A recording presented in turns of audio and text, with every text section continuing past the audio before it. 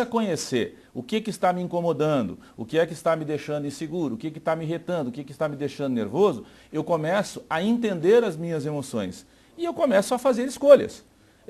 Essa irritação, uma raiva, por exemplo, pode me dar vontade de dar um murro numa mesa, bater numa pessoa, mas inteligentemente pode não ser o mais adequado naquele momento. Não quer dizer que eu não tenha essa emoção e esse sentimento. Então, a inteligência emocional é você saber aonde as suas emoções estão te ajudando e aonde elas estão te atrapalhando. E você trabalhar com isso. Nós somos seres humanos, nós temos emoções, nós vamos viver com elas, nós vamos ser, como diz a minha esposa que tem um ditado, nós somos perfeitamente imperfeitos na nossa imperfeição. Ou seja, nós vamos viver assim. E a PNL ajuda a nós buscarmos o nosso melhor, a nós buscarmos os nossos valores, as nossas qualidades e reforçarmos isso. E agora me explica uma coisa. Se então o nosso objetivo não é suprimir as emoções, e sim canalizá-la, direcioná-la, como que a gente consegue fazer isso através de um treinamento? Muito bem. Dentro do treinamento você vai conhecer as suas emoções. Você vai conhecer quais são as emoções que estão, ou seus sentimentos, quais são as suas características que estão te possibilitando. E às vezes estão adormecidos e você pode reforçá-los. E quais são aqueles que estão te limitando. Quando a gente fala limitador, tem que ter muito cuidado, porque algumas pessoas entendem como limitação como um empecilho. E isso não é uma verdade. Limitação é tudo que te atrapalha no nosso entendimento. Correto? Então, às vezes, tenho uma limitação, eu tenho algo que me atrapalha e deixa o meu fardo mais pesado. Eu vou passar, o mundo vai fazer com que eu supere, mas a que preço? Se eu não tiver este limitador, eu posso passar mais tranquilo.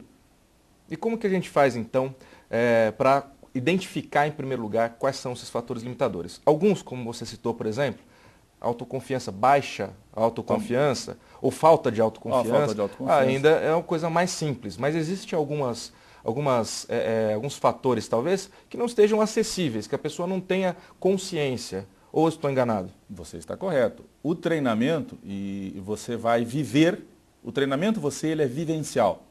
Você não vai ficar sentado lá 30 e poucas horas ouvindo uma pessoa te falar as 20 fórmulas do sucesso. Primeiro, porque nós não sabemos. Segundo, as que eu sei são para mim, não para o outro. Nós somos diferentes. Mas dentro do treinamento você vai viver situações onde você vai identificar o que é que vem te atrapalhando, o que é que vem te incomodando. Você vai, através das vivências, e algumas as pessoas até num primeiro momento elas acham assim, poxa, que coisa estranha. Dali a pouquinho, eu sou do tempo da ficha, né? A ficha vai caindo, né? A pessoa vai percebendo. Dentro dessas vivências, a PNL tem ferramentas, né? Exercícios que te possibilitam fazer essas identificações. Dentro do treinamento, nós usamos o quê? A programação neurolinguística aplicada. E você vai vivendo e você começa a perceber, poxa, isso aqui não está adequado, eu preciso mudar, tenho que tirar. Perfeito. O primeiro passo, então, é a identificação.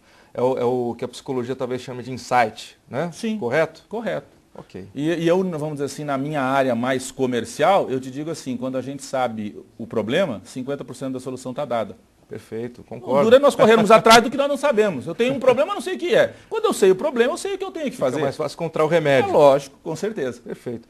Leomar, vamos fazer um breve intervalo e a gente volta já já. Estamos de volta com o programa Tendência e hoje estamos conhecendo o Delmar, que é especialista em programação neurolinguística e está à frente do programa de treinamento Você. Né? Nós estávamos conversando aqui no intervalo e você disse com relação à possibilidade, qual que é a diferença ou semelhança que existe entre a psicologia e a programação neurolinguística. E até vou aproveitar essa pergunta, Delmar, para botar mais lenha na fogueira. Quando a gente fala de programação, muita gente acha que a gente está falando de transformar o ser humano em robô, né? Então é legal a gente esclarecer um pouco o que é isso, já que é um tema recorrente, enfim, em palestras, em convenções, né, e tudo mais. Gostaria que você explicasse um pouquinho. Então vamos lá, vamos pensar assim. Será que o mundo não nos programa? Nós não somos programados pelo nosso ambiente, pela nossa atividade profissional? É que a programação, quando a gente fala, imagina-se uma máquina, um chip e alguns comandos. Quando a gente fala programação neurolinguística, não é isso. O que é essa programação? Eu falei no início da nossa conversa. A minha mente, a minha fisiologia vão gerar uma atitude, uma ação. Esta ação vamos pensar, a nossa programação. Se olha eu de novo com o alinho meus pensamentos, alinho a minha fisiologia, meu estado, qual vai ser a minha programação? Mais proativa. Se eu estou com algum desnível aí, ela tende a ser uma programação, uma atitude, uma ação menos proativa. Correto? Perfeito. Você comentou da psicologia. Sim. Né? Eu não sou psicólogo, fiquei sabendo que você é, Sim. então eu tenho que ter cuidado agora, mais ainda. Mas não, a psicologia eu entendo muito pouco e a PNL eu digo assim, eu vou resumir. Eu tenho alguns psicólogos que já fizeram formação comigo, eu já fiz alguma formação junto com psicólogos e hoje a psicologia ela está entendendo que a PNL é uma ferramenta a mais para o psicólogo. E que ele usa, eu diria assim, com muito mais maestria e excelência do que eu uso. Por qual motivo? Porque eu conheço a programação neurolinguística. Eu não conheço a psicologia, eu não tenho formação em psicologia. Ok. Você tem essas formações. E se eu te der uma ferramenta a mais, que você tenha alguns recursos que você possa utilizar, você vai usar com mais excelência, porque você entende mais ainda do ser humano, da pessoa. Então ela é uma ferramenta. Vou te dar um exemplo muito simples. Fobia é uma coisa... Ok, fobia é o medo, né? Medo. Medo de alguma coisa.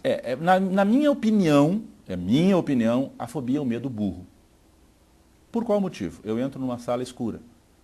Eu tenho fobia do escuro. Eu sei que o interruptor está ali, mas eu fico congelado e não vou até o interruptor. É o medo burro. Porque se eu for o interruptor, sim, acendo a luz, resolveu tudo. Certo? Mas tem algo que marcou muito, né? Aí, como se cria uma fobia? Às vezes, um registro inadequado de algum momento, alguma coisa que ocorreu e por aí vai. A PNL tem uma técnica que em 40 minutos você, se não elimina totalmente, e normalmente elimina, você traz isso a quase zero, essa fobia do escuro. E eu já tenho inúmeras pessoas que fizeram esse exercício. E não tem mais medo do escuro, medo de barata, aquele monstro, eu brinco, né? Aquele monstro grande, uma barata. Então, isso é a PNL, é uma ferramenta. Como é o nome dessa ferramenta? Ou ela não tem uma definição? Essa chama cura rápida de fobia. O nome dela é cura rápida de fobia. Essa é difícil de decorar, hein? Cura rápida de fobia. Então tem muitas técnicas. Dentro da PNL tem muitas técnicas que trabalham esse formato que serve como ferramenta para a psicologia, como ferramenta. Não substitui, não complementa, não nada. Ela é uma ferramenta a mais.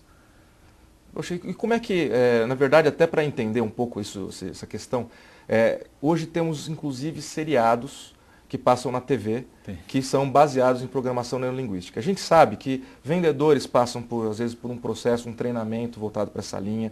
Alguns, dependendo da religião, até alguns pastores chegam a passar por uma formação dessa para melhor executar a sua função. Perfeito. E recentemente eu tive notícia que algumas empresas, grandes empresas, que ter um volume de compra muito grande, aprenderam a treinar os seus compradores, inclusive, para obter vantagens numa negociação. Isso é possível? Isso é viável? Como que você vê? Isso é perfeitamente possível.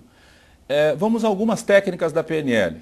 Uma delas se chama calibragem, né? Onde você você aprende e depois, quanto mais você exercita, mais você percebe, que é perceber os pequenos micro comportamentos representacionais de uma pessoa. Não o macro, me mexi aqui, isso não, eu assustei. Mas aquele que, um olhar diferente, uma microexpressão. Uma microexpressão, e isso te dá uma pista.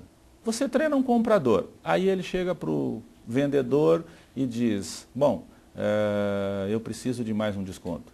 E o vendedor te diz, não tenho mais, mas o microcomportamento diz, ainda tenho.